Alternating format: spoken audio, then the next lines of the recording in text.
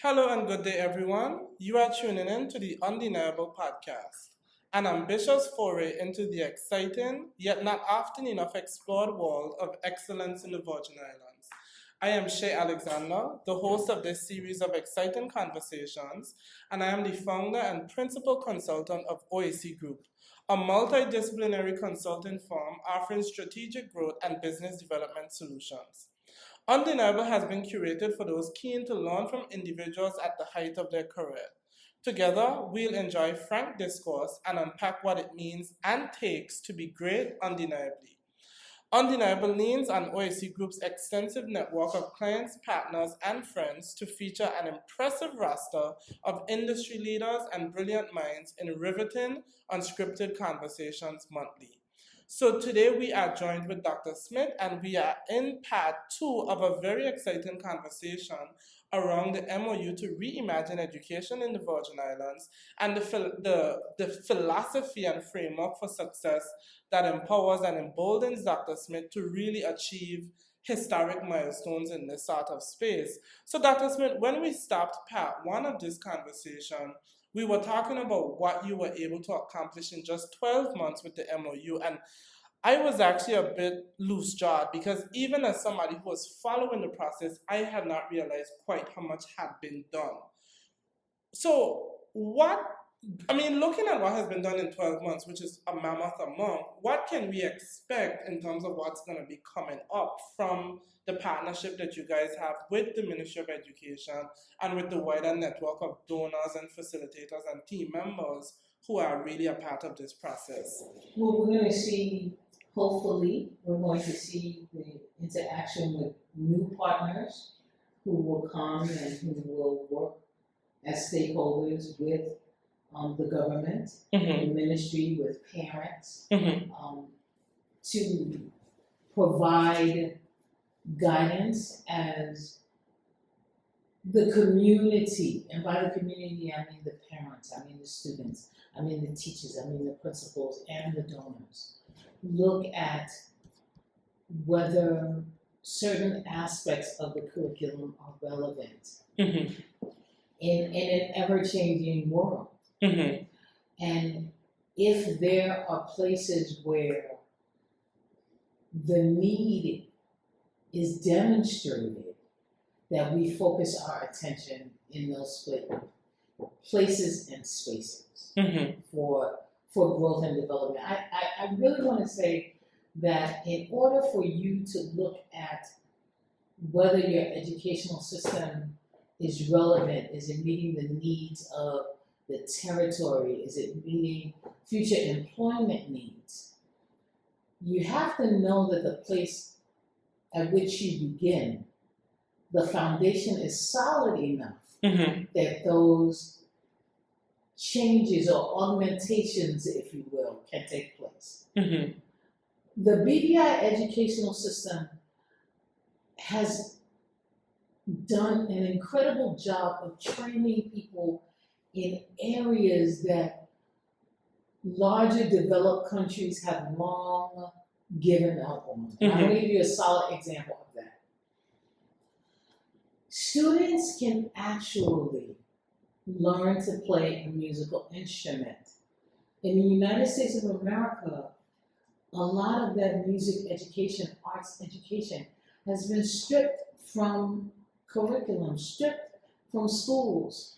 So the ability to play an instrument or to paint, to draw, to sketch, all of those things now become the domain of individuals who can do them as extracurricular activities. They are no longer for the general populace. So I think this is where inequity comes into something as fundamental as expression, because basically you have to have the resources, including the time, the connections, the money, to train your child in a discipline entirely foreign to them and perhaps even to yourself. And that is quite an exhaustive effort.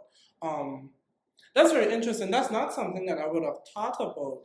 And I think it connects back to where we concluded with part one of this conversation, because you spoke about some of the advancements, because reimagine is a powerful word, and that's in the title, the memorandum of understanding to reimagine education in the Virgin Islands.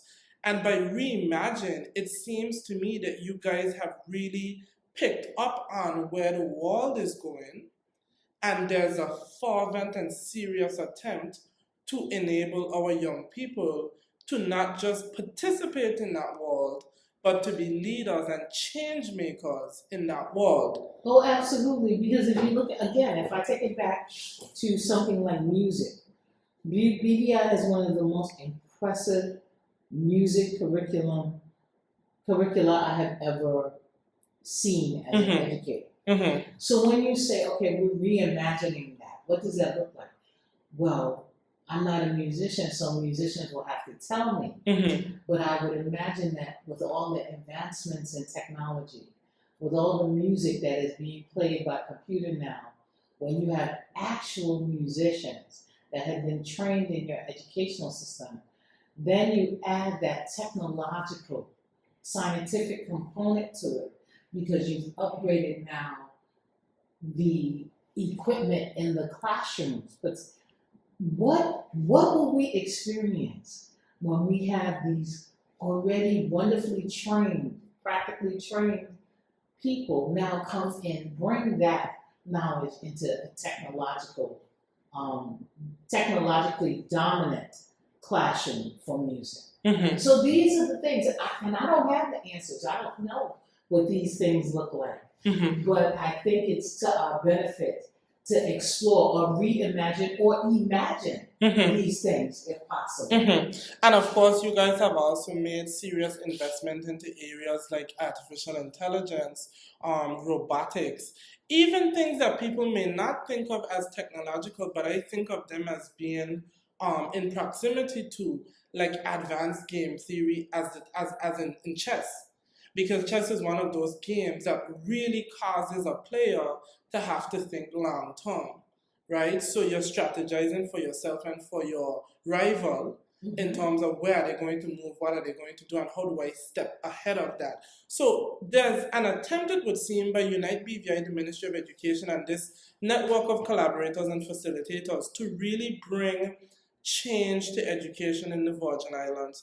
Now, I wanted to stick and stay on that point for a bit, Dr. Smith, because we've spoken extensively about the memorandum, and of course it is really impressive, and I would encourage anyone interested in learning more to reach out to Unite BVI or the ministry to figure out maybe how they could partner, support, or even just learn about what's happening.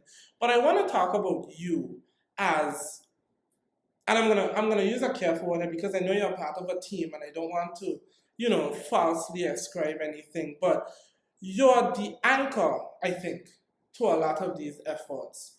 What is your philosophy for collaborative philanthropy? And I think I've kind of betrayed it a bit by throwing collaborative in there. But talk to us about. So actually, I'm gonna jump ahead of you and say one of the things you always say.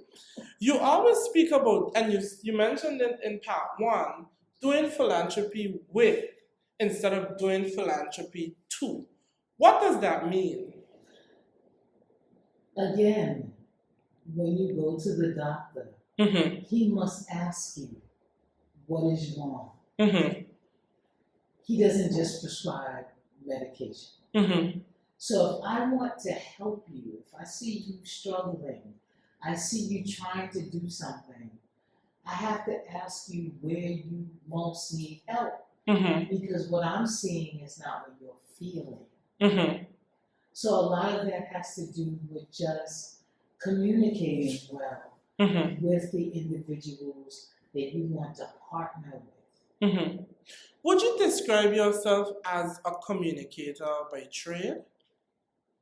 Because you were an English, well, I mean, you taught different subjects, including, of course, history, as I mentioned, but your primary focus, I think, was education and language arts, correct? Yes, absolutely. What has that transfer of skills been like? I think I get to spend a lot more quiet time than I did when I was in the classroom. I spent a lot of time reading.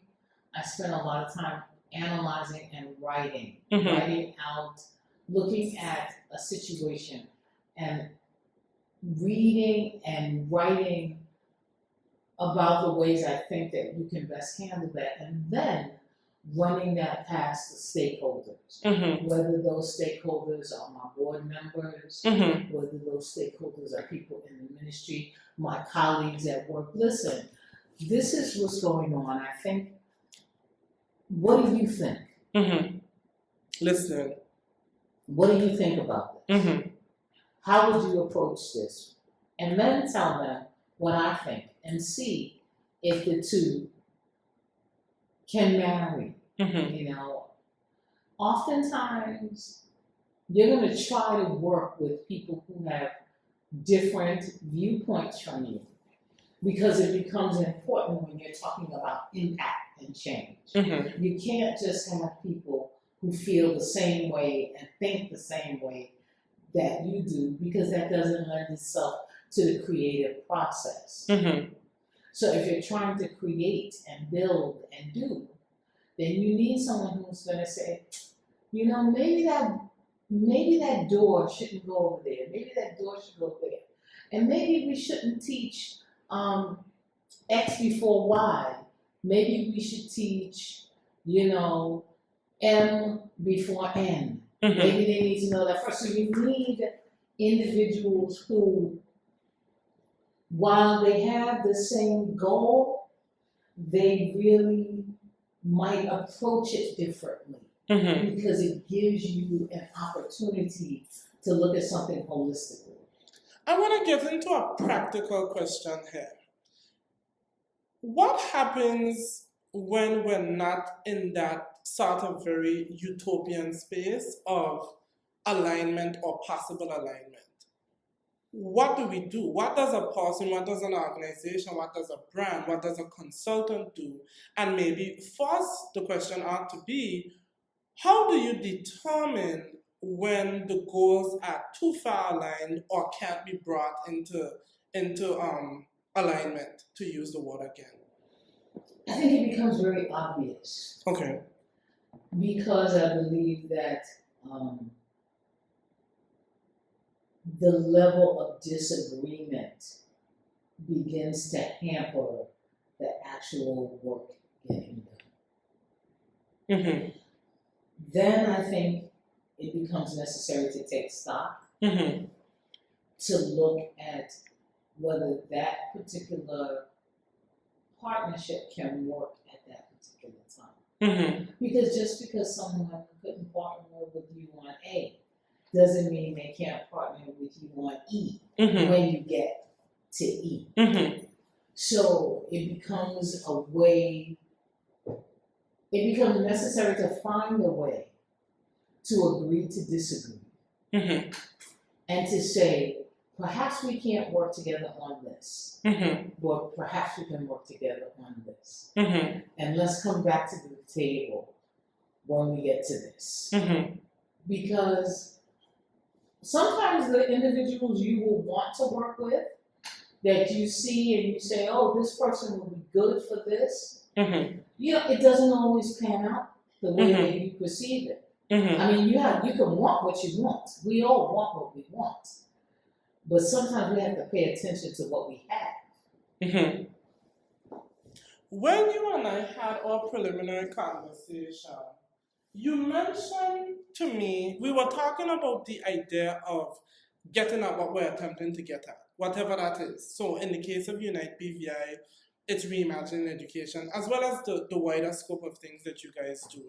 And you spoke about the idea of defining your ultimate goal and then following that through to its logical conclusion. How does listening, both to yourself, to your purpose, and to the people around you, how does that factor in to this ability to stick and persist with moving towards your ultimate goal? Because in your ability to assess where you are, that has to involve other people. you can think you do it, as my mother would say, you can think you doing a bang up job with something, and you have no clue. I remember a young man once told me, you know, in this world today, you can be canceled. Yeah. And not even know you're canceled. Yeah. But if you're canceled, shouldn't your people tell you you're canceled? And if your people can't tell you you're canceled, then you might need to find some new people. Yeah. Well, you and I think we were speaking yesterday, and I shared with you, and this is sort of like an inception moment because this is actually about the podcast. So I shared with you that a friend of mine called me and she said, I hope you don't get upset, but I wanted to tell you that I listened to the podcast and you were speaking very quickly. And I said to her, I said, if anything, I would get upset that you would think I am so silly as to be offended by constructive criticism that is obviously meant to better me and what I'm trying to do. And I said, second to that, I am putting this out there for the world, so the world is entitled to an opinion. And when that opinion actually creates a feedback loop that informs my betterment. So I don't know if my audience can notice, but I'm trying deliberately to speak a bit slower this episode. I can't understand why that would be a problem, but the idea of what you're talking about is fundamental, and I think it's unfortunately endemic to the British Virgin Islands because we create these cults of personality around ourselves where to be my friend and or my supporter is to be blind to my faults. But that doesn't help me That's grow. just not endemic to the BVI, Shay. I'll push back a little bit on that. I think that's endemic to where we are in the world. People just cancel people. Yeah. I can't disagree with you. I can't say to you, that was a horrible episode of House of the Dragon. Yeah. And you say to me, oh, that's fine. And we're just pissed off with each other forever and ever. Amen. We have to learn sometimes that we have to be able to have people in our lives who will give us a sanity check. Even at work, there are people in the workplace that you can go to and say, did I handle this properly? And without judgment, they will tell you no. Yeah. Yeah. You did not. And moving forward, I need for you to consider these things so that you can be better. Right? At an organizational level, though, Dr. Smith, and again, practical question here now. How do you build that into your systems and structures? So, an openness to giving feedback, the appropriate people giving feedback. How do you build that into something so that you don't have to then go sort of asking for it every time, but the environment is almost conducive or facilitating of people saying, hey, I want to talk to you about episode 1. How do you do that? Trial and error. Not everyone you give a message to is going to receive it in the way that you intended it to be received. And again, listening to people. Just listening to what they have to say. And there's a wonderful book called The 4 Agreements. One of the best things I've read in my life. Maybe 100 pages, if that much. And the 4 agreements are, number 1, always do your best. Do not take anything personally. Do not make assumptions. And be impeccable with your word. Right? And I think one of the hardest things for all of us to do is not take things personally. It might feel personal, but it might not be. And in order for you to be able to receive criticism, you have to be able to remove ego. The feeling. Not even ego, but just your heart. you know, people need to do a better job of protecting their heart. Mm-hmm. Everything shouldn't send you spiraling. Mm-hmm. Mm-hmm. You know, I was a young teacher, and my supervisor said to me, "You need to go to graduate school, and you need to teach at college." She said, "Because you don't have the patience to deal with little children." Yeah. She said, "Your classroom isn't pretty. Little kids need pretty classroom." She said, "Everything is about, you know, let's buckle down, let's read, let's write." She said, "You're not cut out for this," because in the U.S., primary school teachers teach all subjects, except specialty areas. And I went home and I was really devastated. And I called one of my good girlfriends and she was like, "Oh, you don't have to take her on, who's she, blah, blah, blah, you great, you went to school." And then I spoke to my mother. Folks, go hug and kiss your mom, because I can't do that anymore. But I spoke to my mother and my mother said, "Okay, is there any truth in what she said? Is your classroom pretty?" My mother repeated the same things that the lady said to me, but my mother asked me if they were true. And when my mother took me through that exercise, I was like, well, you know, she must be right. I mustn't be good at this. But she did give me some advice. And it changed the trajectory of my life, because even though I wasn't necessarily ready to receive that information at that time, I had a mentor, my mother, who said to me, "Is there truth in this? Pay attention to what you've heard and look at it objectively, and then make your decision about what you're going to do." Yeah. So, you know, too many times we have the invisible enemy, you know, but a lot of the time the invisible enemy really might not be an enemy. It might just be a call to self-assessment. So, Dr. Smith, you just mentioned something that we spoke about in our talk in advance of this. And the question that I was about to ask you, so it allows me to pivot quite nicely, because you just mentioned the idea of a mentor. And what I had asked you was, how do we fall back into alignment with our purpose? So, I mean, I don't know how destabilizing the comment from that your supervisor was at the time, but sometimes comments like that, or even worsley, if worsley is a word, actual failures when they actually happen. Because the good thing is sometimes somebody can say to you, "This may not be for you," and it gets you out of the game before you lose the game, because you can leave gracefully. But sometimes, unfortunately, we don't get that clarion call in advance, and we actually lose, and we have to take that fall on our nose. How do we fall back into alignment with purpose when that happens? You know, for those individuals that meditate, that pray, that sit quietly, whatever it is you do to center yourself, you have to ask yourself the same questions. You know, because when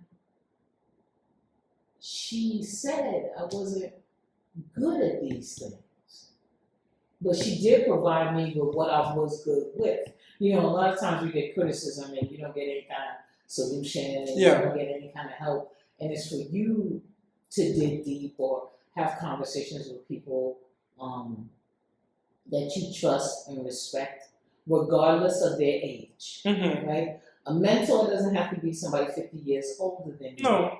You know, they're mentoring you in a particular area. All of these things help you, you know, regain your focus.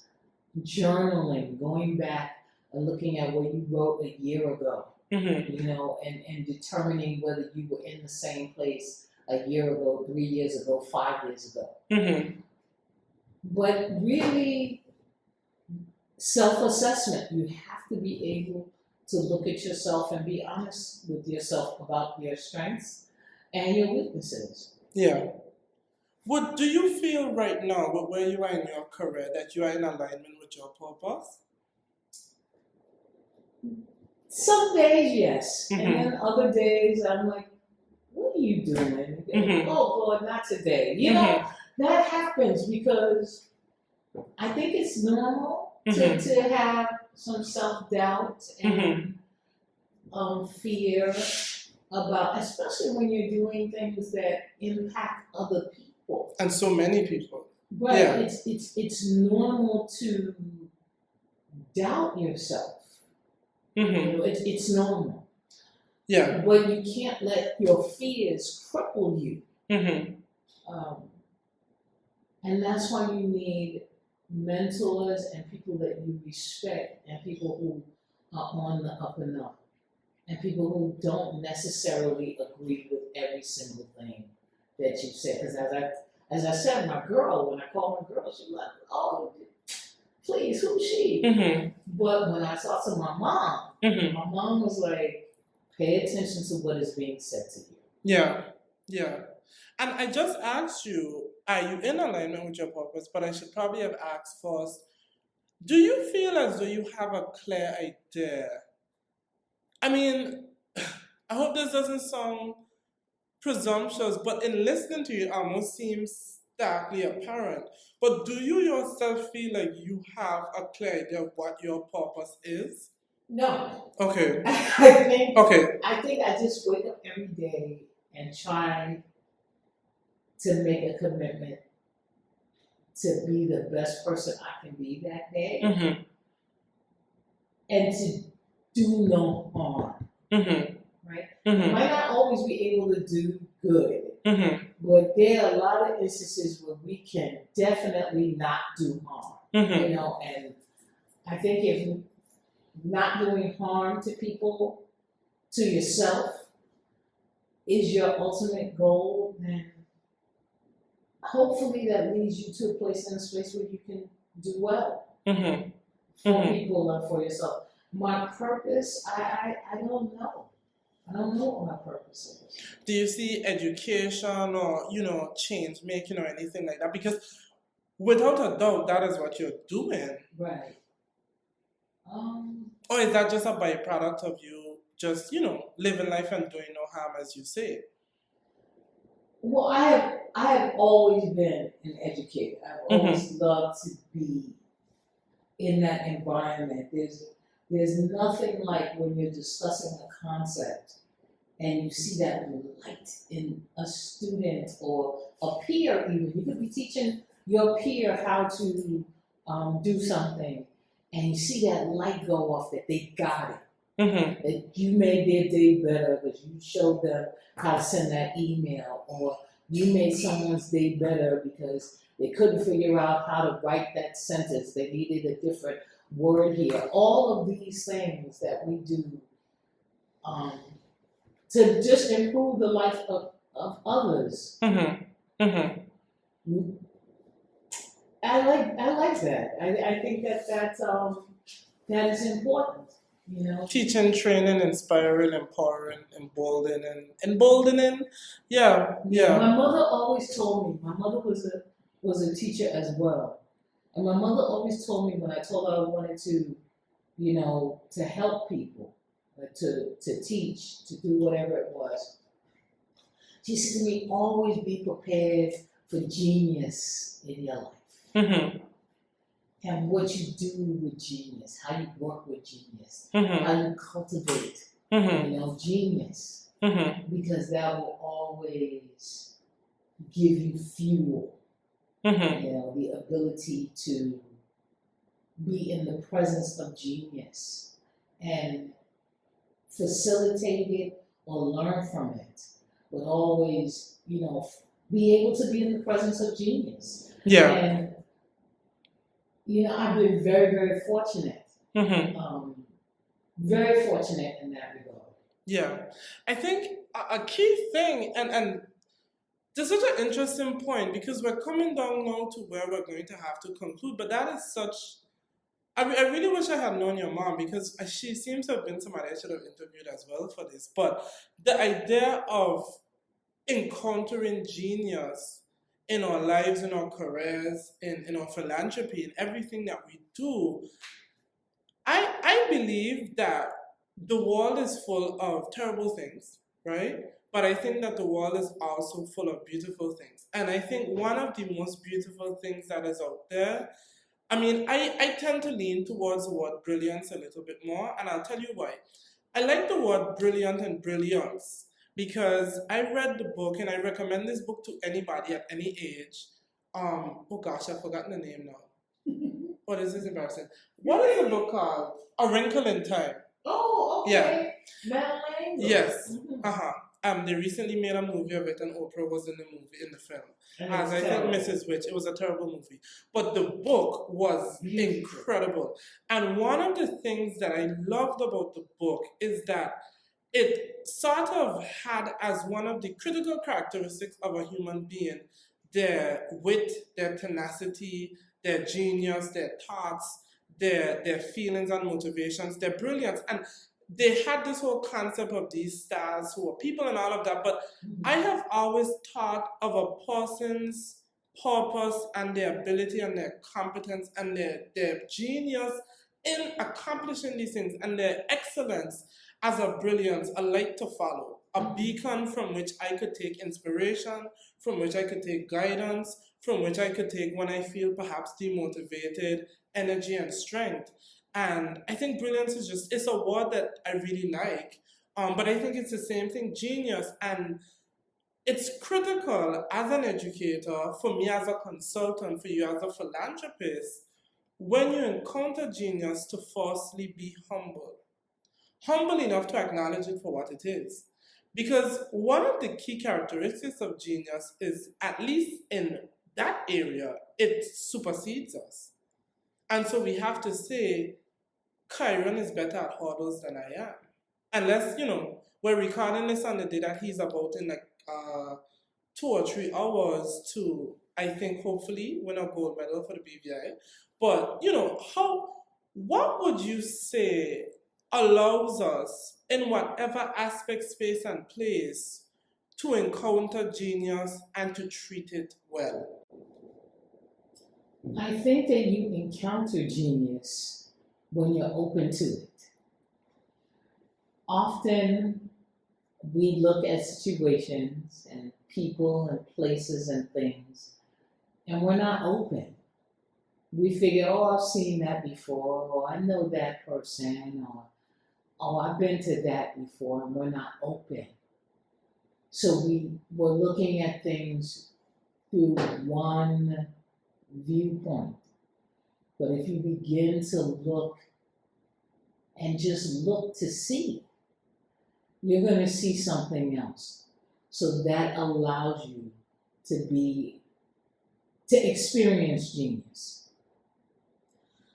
The thing that allows you to accept genius is if you accept yourself. Mm-hmm. Because while, we're on the Olympics kick, mm-hmm. While I could never do a black backflip like Simone Biles, and I'm not going to have 5 Olympic moves named after me, I am going to be able to say, well, I don't know if Simone Biles can translate this information from one language to another. Mm-hmm. I don't know if Simone Biles knows all of these things. If you're comfortable with yourself and proud of the achievements that you have made and understand that you still have work to do, then being in the presence of genius feels very comfortable. Yeah, that's beautiful and that's very poignant. Once you get to the point of being confident enough, and like you said first, open enough to encounter, accept, and interact well with genius, it becomes this beautiful space of just energy and just creation. Because that's what really happens when brilliance interacts. Everybody begins to create and produce at levels at which neither party would have done without the other. As a consultant, one of my biggest prides is the fact that I often work with people I wouldn't even say often, I would say nearly all the time. My clients are people who are absolutely exceptional at what they do, and they are leading and pioneering in the spaces that they are in. And 90% of the time, the clients that I have had so far, I have known nothing about what they do, whether it is mental health or compliance or financial services. But as I have worked with them, I've learned about it, and they too have learned from me. And there's a quietness and a humility of, you know this and I don't know it. But there's a strength in, I know this and you don't know it. Dr. Smith, this conversation was absolutely intriguing and fascinating for me. And I really think that my listeners will find this to be a very worthy follow up to conversation number 1, which was also equally powerful. I want to thank you so much for joining me today. I really enjoyed having you on the podcast. And if you have any final words, I'll allow you to share those now, and then we'll conclude Undeniable Episode 3. I'm going to close with a quote from Shakespeare. To thine own self be true. Yeah, perfect. Thank you so much, Dr. Smith, and thank you, listeners. Have a good rest of your day, and I am excited for this was part 2 of Conversation 2, and I'm excited for the follow-up conversations. My third guest is going to be a conversation I think many of you will find really, really inspiring and really practically empowering as well. So have a good rest of your day. Thank you for listening, and I hope to see or hear from you really soon.